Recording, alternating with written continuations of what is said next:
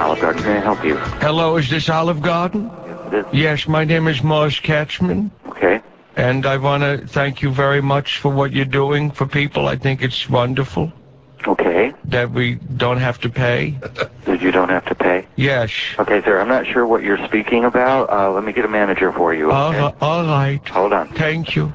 Hi, this is John. Can I help you? Hello, my name is Morris Catchman, Uh-huh. and I'm very excited about bringing my family in for dinner. Well, the bartender said that we were paying for it. Well, yes, in your ad, in your commercials, I think it's great, so I'm bringing my family in for dinner. Okay, but we don't pay for it. I have your commercial on my answer phone machine. I have it. Olive Garden. When you're here, your family. See, you say when you're here, your family, so I would think that you wouldn't make your family pay. Well, we don't pay for it, sir. That's just our slogan. Well, wait a minute. When you have family, sir? Yes? When they come to your house, do you make them pay? No, sir, but this is a business. Well, then, but you shouldn't make your family pay. Sir, it's a slogan. That's all it is. Well, then why don't you say, when you're here, you're like family, but you're not our family, so you really have to pay. I'm sorry, but, sir, I don't ever make my family pay for anything. sir, it doesn't mean that you eat for free. Well, let me ask you this. If your family came to the restaurant... Yeah, I have to pay for it. Okay, that's it. So you're paying for it. That's what I want to do. Sure, if I brought my family in, Oy. I would take money out of my pocket Yes. to pay for it. All right, so when I'm there, I'm like family, like your family. Take your money out of your pocket and pay for I'm it. sorry, I won't do that. Well, then don't say that in your ad. It's not, sir, we don't make the ads. It comes out of our corporate office. Oh, so you don't know what's going on in your own place? Yes, I do, sir. Well, then, if I'm family and you're paying out of your own pocket for your family, whoosh, you should pay for me, too. No, I'm sorry, but we don't do that. Well, I'm coming in tonight with my family. It'll be 6 of us. But we're not paying for it. Yes, you are. No, I am not, sir. Yes, you are. No, I am not. Yes, you are, Infinity. No, I am not. Yes. No, I'm not. Yes, I'll be in at 6. You can come in, sir, but you'll be getting a bill. Well, I won't be paying it. You will. And I won't serve you. You'll serve me, I'll eat it, and then you'll pay. No, I won't. Yes, you will. No, I won't. Yes, you will. Yes, you will. No, I won't. Yes. Sorry. We'll see you at 6. But I'm not paying for it. Yes, you will. Sir, I am being emphatic right now. You're being emphatic? Are you eating too much of the Olive Garden food? All right. Well, 6 of us at 6. But I'm not paying for it. Yes, you are. Whoosh. I just want you to know that. All right. Well, we'll see you at 6. Okay, but you'll be paying for it. No, I won't. Then don't come in. That's no way to treat your family. Sir, I'm sorry, but we will not be paying for it. All right, we'll be eating. You'll be paying for it. No, we won't. Then we will not serve you. Well, you won't know who I am till I get there. Well, I'll know your name because we'll put it on the list. What's my name? Cushman. No, rocket scientist. It's Catchman. Okay, Catchman. No, not Catchman. Catchman. Whoosh. See you at 6.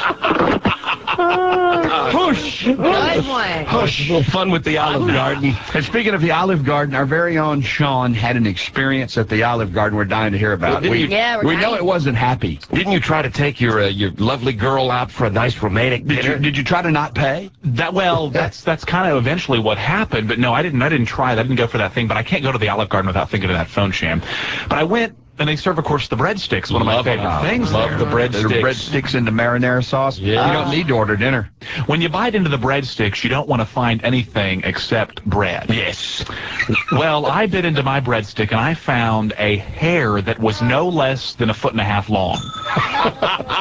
Well, at least it was a long hair. That's what I was pretty excited about, that it was a long hair. But I pulled it out, and I wasn't upset about it. I just told the waitress, I said, hey, could we get a new batch of bread, please? Yeah. Because we have a hair the size of Cleveland. Would you rather find the long hair or the short curly hair in your Hey, best? long Just one. think about that for a minute. Any day of the week, I'll take the long one. Now, what I enjoyed, though, about the way you told the story, Sean, is that it was baked into the breadstick. It was baked in. It wasn't like it was on the bread or just kind of hanging out of the bread. It was baked within the floured grains of the bread. Part of the breadstick. Yeah, one with the bread. I like that. One with the bread. So I asked the waitress. I was very polite about it. I'm not typically a rude guy to servers. I said, could we just get a new batch of breadsticks, please? And the waitress was shocked at how long it was. She almost dropped her platter. She said, oh, my God. Could it have been the waitresses? I mean, did she have long hair? Well, yeah, but I don't think she's the one back there baking the breadsticks, do you? Because, I mean, it was in the bread. It was the baker's hair. Maybe she's having some sort of torrid affair with the bread man. It was. So then the manager came out, and it was a huge ordeal, and he was apologizing all over himself. I thought he was going to cry. He was very upset. And I said, really, it's no big deal. I'm not that upset. And then